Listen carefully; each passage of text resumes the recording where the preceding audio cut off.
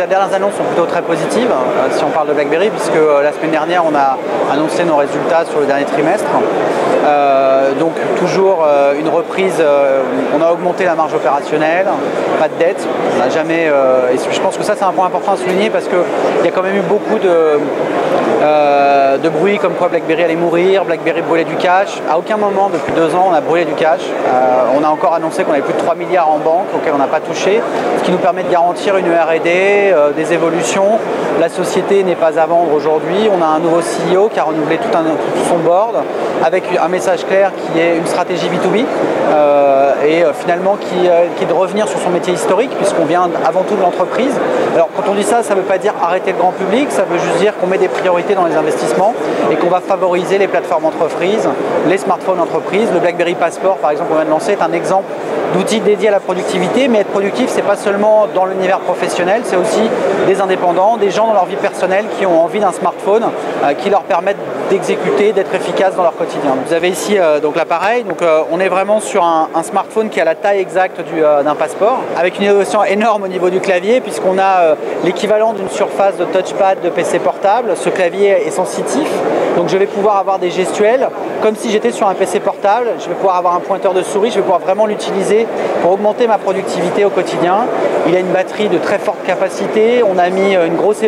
beaucoup d'efforts au niveau de l'assistant aussi intelligent pour pouvoir suivre votre quotidien. Voilà, il y a plein d'innovations, il y a BlackBerry Blend aussi qui permet de déporter l'affichage de votre smartphone et de toutes les fonctionnalités mail, SMS, BBM,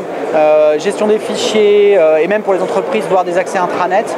sur un PC portable, un Mac ou un iOS Android. En fait pour nous c'est une autre façon aussi d'amplifier ce côté productivité,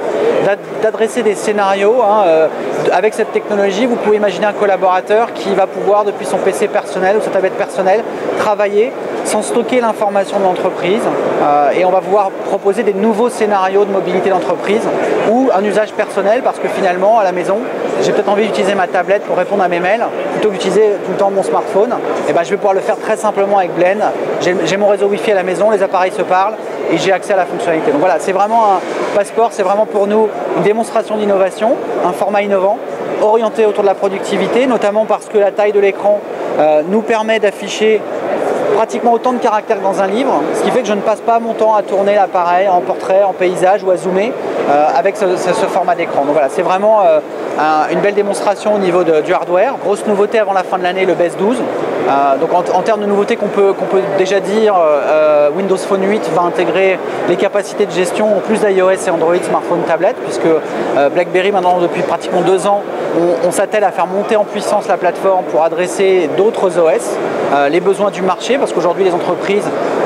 ont des besoins multiplateformes, elles ont ouvert leur catalogue aux collaborateurs, il s'agit de les aider et finalement d'amener maintenant iOS, Android et Windows Phone à un niveau de sécurité dans les échanges, les communications et le stockage d'informations potentiellement comme un BlackBerry, parce qu'aujourd'hui les entreprises, on a un parc entreprise énorme dans le monde, on a plus de 80 000 réseaux sociaux dans le monde qui sont clients BlackBerry, déjà plus de 30 000 nous font confiance sur cette nouvelle plateforme, donc l'idée c'est vraiment de continuer à innover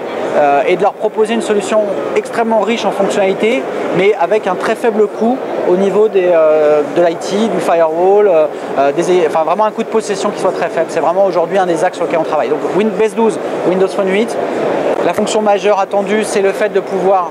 déplacer ces utilisateurs BlackBerry ancienne génération sur ce serveur en plus de BlackBerry 10, iOS, Android et de dire finalement j'avais peut-être 2 serveurs, un pour mes BlackBerry, un pour mes iOS, Android et pour mes BlackBerry 10. Demain, je mets tout le monde sur la même machine et ça continue à optimiser les environnements entreprises. On a une offre en fait aujourd'hui depuis mars qui s'appelle EasyPass et c'est important de le souligner aujourd'hui pour les internautes qui vont regarder la vidéo.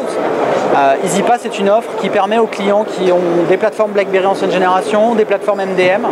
de bénéficier d'un accompagnement de BlackBerry en vous offrant des licences. Vous allez aller sur un portail, on va vous donner des licences pour la nouvelle plateforme BlackBerry. Ce programme pourra vous rendre également éligible à BES 12, alors moyennant certaines conditions, mais l'idée c'est de pouvoir, prenons un exemple, vous avez une centaine de BlackBerry, une centaine d'iOS sur un MDM tiers, grâce à EasyPass, on va vous donner 200 licences et vous pourrez fédérer tout le monde sur un BES 10, voire un BES 12 dans les prochaines semaines. Donc, tout ça est disponible sur Internet, ça n'engage à rien financièrement, donc n'hésitez pas à utiliser ce portail. Je pense qu'il y a vraiment un intérêt financier et technique à pouvoir bénéficier de la richesse de la plateforme.